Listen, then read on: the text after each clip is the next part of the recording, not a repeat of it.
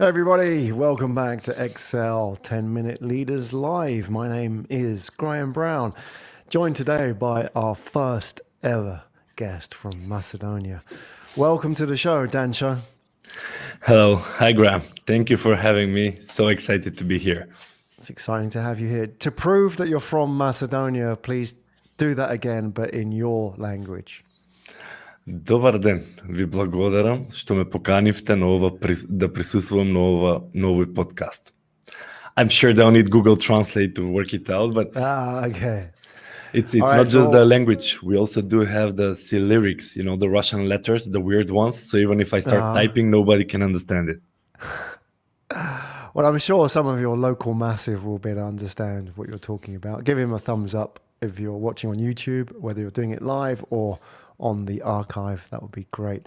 All right, Dancho, we've got 10 minutes together. Are you ready? Born ready. Come on, Graham. All right, let's do it. All right, good. I like the attitude. Right, here we go. First question for you is the easiest one today, which is, what does it say on your business card, Dancho? Well, on my business card says Chief Executive B. I mean, if you look at the branding on my wall, I mean, everything is around bees, about hives, about honey production.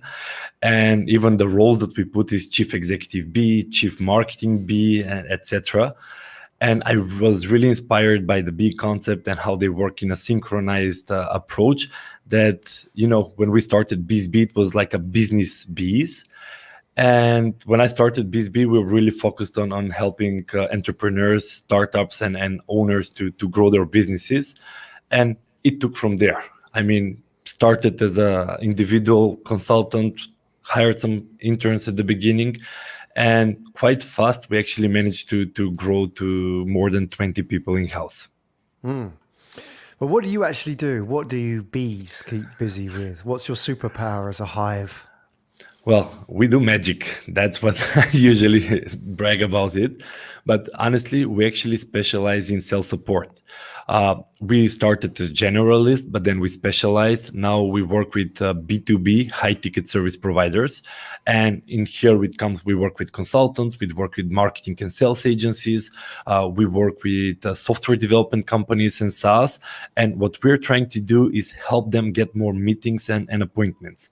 What I've realized here is that in the B2B, in the high ticket service providers, you cannot just put a Facebook ad, like $50,000 service, just put the Facebook ads and people will be like, nice, click and just swipe their credit card. It doesn't work like that. In the bit more expensive service, the relationship and the nurturing is key. And when we realized that, we said, well, we can specialize in this particular segment because we know exactly how to reach out to cold prospect, how not to be intrusive, pushy, or pitchy, but just more building into a relationship, establishing the authority and the credibility, and then see if it's a good fit, invite them on a call. If not, just keep them in the network and further nurture them. So if I hired you, what would you do for my B2B company? Same thing. I'll do magic. What would you deliver for me? Would you deliver meetings? Would you go as far as to do the sales, or what point do you work up to? The complete solution that we actually offer is you have scheduled meetings on your Calendly link. Now, it's not just reaching out and talking to people, but as an agency, we have a copywriter, we have a project manager, we have a nurturing specialist. The copywriter interviews you in order to optimize your LinkedIn profile, setting up the outreach sequence, because we don't do like message one and then message two, we try to pitch, but it's more like different type of conversation starters, because the end goal is to get them to respond and engage into a conversation. And then the nurture specialist takes over, where they're really a chit-chatty people that really enjoy chit-chatting either on LinkedIn, either on email. And their whole goal is to bring you closer. And Graham, this is all done through as a white label, so nobody knows that we were involved. So everything is done through your profile, through your email. So at the end of the day, when you show up on the call, the prospect has no idea that we actually did all the legwork. So you're contacting people as me, for me. And Yeah, it's what else do you do in my name? Magic, I told you. The thing is that there is a cold prospect that you know that it's very relevant for you. Yeah. From their perspective, Graham is reaching out to them on LinkedIn. Graham starts some conversation starter. They respond. Graham continue the conversation. They're interested in a call, and then Graham shows up on the call. So from their perspective, is that they had no idea that we were involved. Yeah. So we do the profile optimization, we do the content creation, we even do social posting, we do interviews with you, Graham, because we cannot invent, especially the authority post on social media. We don't do like a blog post, 3 things on how to do something, but our copywriter actually does an interview with you to extract some key insight, and then we build the content around those key insights. So it's really you. We're just trying to save you a lot of time and a lot of legwork, because yeah, if you hire external person just to write a blog, it will never get you. And since we're representing you, your credibility is on the line, so everything has to be perfect. How do you make that work on LinkedIn? Because have all experienced a lot of business development now on LinkedIn. Somebody adds you, they say hello, and then the next thing, 2 days later, they pitch you quite hard on a product, right? It turns a lot of people off on LinkedIn. It turns a lot of people off generally on receiving new connections, because they know if they see somebody with a business development executive title, they're going to pitch them. How do you work differently to all of that? Well, I think that's the main differentiation, because what we're trying to do is not to pitch. We're just trying to connect and build a relationship. So there is no, we do this, we help companies that, you're going to get return of investment or something. But with more expensive service, Graham, you shouldn't pitch. Give you an example. We had a very high ticket client from Ibiza, and they were like looking for an investor at 10 million euros. And the goal was not to actually pitch to investor, would you invest 10 millions in our business? The goal was to invite the investors on a yacht on an Ibiza to do fishing, because that's where the relationship should be brought. And then on the fishing, they can start talking about business and see whether they can attract. I mean, that's really extreme, but same applies when it comes to 50K or 100K services. You don't pitch, because if I need to pay 50K for a service, I'm not going to go on Google or on ads. I'll start looking in my network. Who do I know that actually does that kind of service that could do it for me? And that is why our goal is not to say, hi, buy from me. No, okay, burn bridge. Next one, hi, would you like to buy? That works with a few hundreds dollars service. But when you go above $10,000 or euro service, everything is a bit different. People start to look at relationship, and if I like you, then I'll start seeing what you do and find a way to work together. So perhaps that's the difference, because all the outreach that we're doing is in regard to conversation starters rather than pitch. And yeah, I get a lot of invitation as well on LinkedIn. And we have an inside joke. Let's see how much time it will take till the pitch, whether the pitch is in the invitation. Sometimes people do generic invitation, and once you accept, they just blah, value vomit. Well, we do this if you need. We're like, okay, they didn't even try harder. Other are like, message one, some chit chatty, second is already a pitch. Well, I actually sell this or this or this. And it is an inside joke here in BSB, but LinkedIn is not intended for selling. LinkedIn is intended for building a relationship and nurturing prospects. And if you see that someone is actually interested in what you're doing, you're inviting them on a call, because with the majority of consultants that we do, they really have tailored service. You cannot actually pitch like a prepackaged solution.